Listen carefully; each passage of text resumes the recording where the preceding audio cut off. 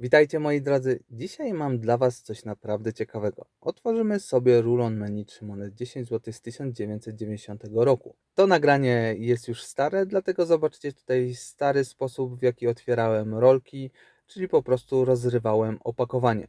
Wtedy nie było jeszcze mowy o delikatnym kolekcjonerskim otworzeniu rulonu, tylko po prostu rozszarpaniu go.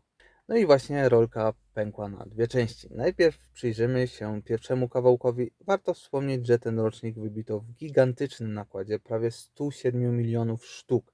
To oznacza, że mamy naprawdę ogromny materiał do przeszukania, a przy takiej masie może trafić się dosłownie wszystko, od zwykłego egzemplarza po destrukty czy różnego rodzaju błędy mennicze. Ja otwieram ten rulon z myślą o wyselekcjonowaniu jak najlepszych monet, takich, które mogą się wyróżnić stanem zachowania.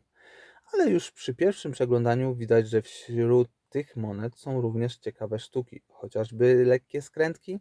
To nie jest jedna, a kilka. Oczywiście to nie są jakieś spektakularne błędy, ale zawsze coś w kolekcji, takie drobiazgi też potrafią cieszyć. No dobrze, ale przejdziemy teraz do gradingu, bo to pewnie wielu z Was interesuje najbardziej. Sprawdziłem bazę NDC i okazuje się, że w slabach znajduje się obecnie 43 sztuki tego rocznika. Nota MS64 od razu pomijam, bo tutaj nie ma o czym mówić, żadnej wartości dodatkowej. Nota 65 jest zaledwie 5 sztuk, ale szukać zakończonych aukcji z tą notą można praktycznie na próżno. Nic dziwnego, bo taka moneta z tą notą 65 nie zyskuje specjalnie na cenie, więc nie ma co się łudzić, że tu jest jakiś potencjał inwestycyjny. Przejdźmy dalej, MS66 i tu już mamy 20 sztuk, ale powiem Wam szczerze, wyselekcjonować monetę na taką notę z rulonu jest naprawdę trudno. W tym, który oglądacie w filmie, nie znalazłem na razie nic, co można by było spokojnie wysłać na MS66. Sami widzicie, że takie stany to naprawdę wyzwanie. A nawet jeśli uda się zdobyć monetę na tę notę, no to ceny, no cóż, wahają się w granicach od 60 do 100 zł. Czasami wychodzi na to, że koszt samego gradingu, wysyłki i całej operacji przewyższa wartość monety, więc pod kątem finansowym no średnio się to kalkuluje.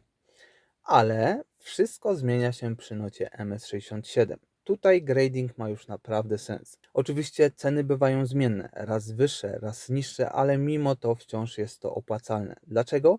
Bo w tak ogromnym nakładzie, przy tej jakości produkcji, trafić monetę w stanie idealnym, która faktycznie zasłużyła na MS67, jest naprawdę niesamowicie trudno. To jest już wyższa szkoła jazdy, którą lubię.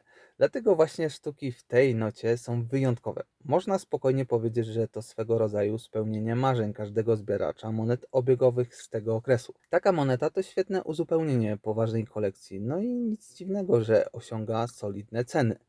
Wracając jeszcze na chwilkę do naszego rulonu, jak widzicie trafiło się kilka skrętek. Może nie są one jakieś widowiskowe, ale mimo wszystko to fajne urozmaicenie. Ja osobiście wolałbym znaleźć w takiej rolce prawdziwą perełkę, jakąś zjawiskową sztukę, ale wiadomo, nie zawsze tak się da. A że rulon kupiłem za naprawdę niewielkie pieniądze, to i tak można powiedzieć, że się opłaciło. Podsumowując, jeśli chodzi o ten rocznik, to cała uwaga kolekcjonerów skupia się na MS67. To właśnie ta nota jest obecnie top pop i to na nią warto polować. Oczywiście zobaczymy, jak długo utrzyma się ta sytuacja, bo wiadomo, rynek się zmienia. Ja też nie zamierzam się poddawać i na pewno będę próbował dalej. Wiem, że z czasem uda mi się zdobyć tę notę, bo już wcześniej miałem okazję otrzymywać naprawdę wysokie oceny w gradingu. To jest tylko kwestia cierpliwości i konsekwencji. I na koniec, jeśli podobał Wam się ten odcinek, to zachęcam do subskrypcji kanału. Dzięki temu nie przegapicie kolejnych materiałów. Dziękuję za to, że jesteście. Pozdrawiam serdecznie i do zobaczenia w następnym filmie.